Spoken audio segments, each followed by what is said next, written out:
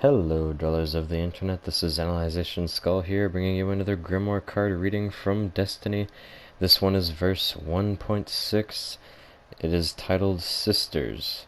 This is a very good one, so let's jump right in. A register of tokens and gestures exchanged before the end of sisterhood.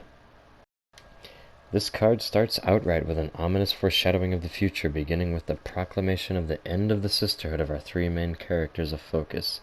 The title and description suggests that this is a pivotal point in the sisters' lives, implying the finality of their sisterhood and the beginning of something else.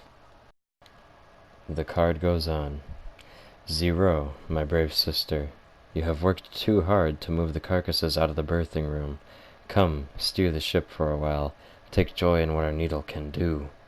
Zero tried to protest, but secretly she was so glad for Arash's care. She flew the needle ship in cutting circles down beneath the sea, and their wake rose up to the surface like a trader's dying breath. Arash, lonely navigator, we have traveled so long with only each other. I know you love to hear and speak new tongues. Come, sit in the flesh garden room. I will read you these stories I bought at Kaham. Arash sat among the mummified flesh fans with two of her eyes closed and listening in silence to Sathana's stories, hungry to understand, voracious to know as much as she could before her 10-year life died. Later, Zero said, Sathana, cutting mind of ours, you grow lonely in your thought. Play swords and lanterns with me. But Sathana was heavy with sorrow, and couldn't pretend any joy as she chased Zero through the needle's glistening halls. This section highlights shows of compassion from one sister to the next. They each are described as exhibiting care for each other by attending to one another's needs through kind actions.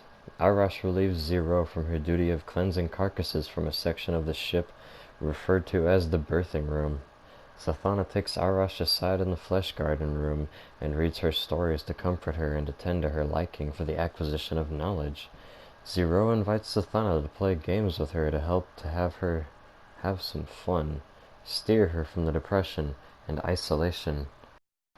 But unlike her sisters, Sathana isn't comforted or quailed by their empathetic gestures.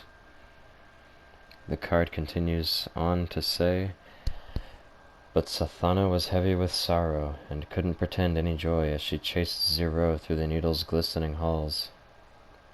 Sathana, pensive one, what is it? What troubles you?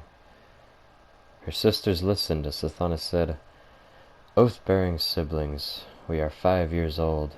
For 2 years we've worked to repair this ancient ship and understand its systems. I am almost too old for the mother jelly, and the knights who killed our father are surely dying of age.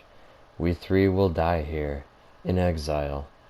Taux will outlive us, and Arash, brilliant-eyed Arash, you will die of old age long before you have any proof of your god wave, or any way to stop it.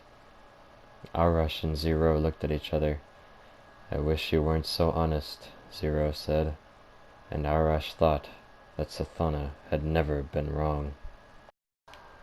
Here, Sathana is confronted by her sisters regarding her melancholy and sadness, so she decides to voice her concerns.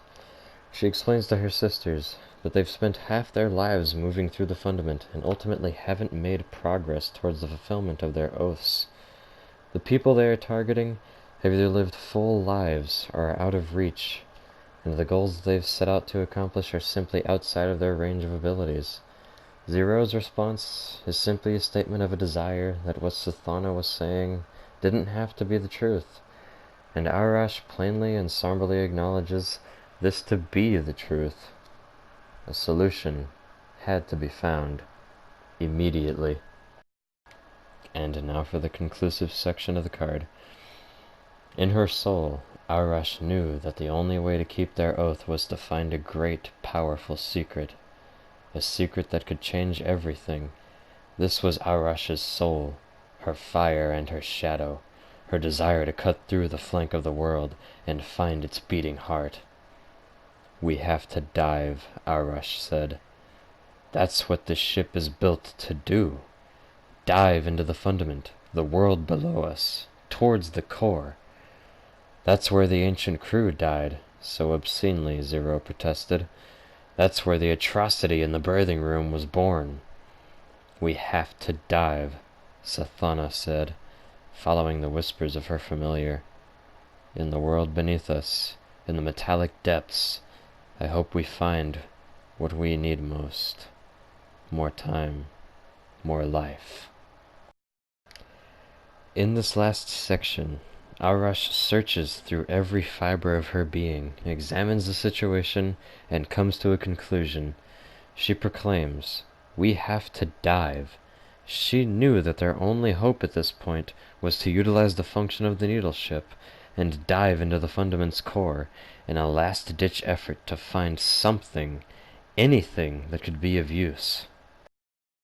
Zero points out that this action could prove to be just as, if not more, detrimental to their cause than continuing to surf the Fundament, reminding her sisters that the former crew died in the core, and that monsters can be found there, using the creature in the birthing room as an example. She implies the very likely possibility of their earlier-than-planned deaths.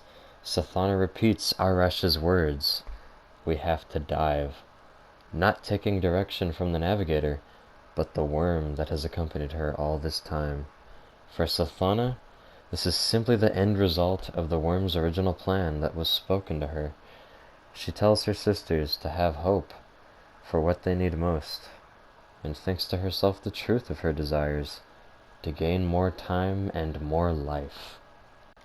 This card is great. It brings the reality of the three sisters' situations into perspective as a near hopeless effort. They are still merely struggling for survival every day against harsh conditions until inevitable death, just as the many generations of their species had done before. So as a unit on the brink of failure, they decide to dive and take the drastic measure for a final, hopeful ambition to break the cycle and accomplish their goals. Meanwhile, with a steady hand and steady words, the worm is guiding Sathana's actions.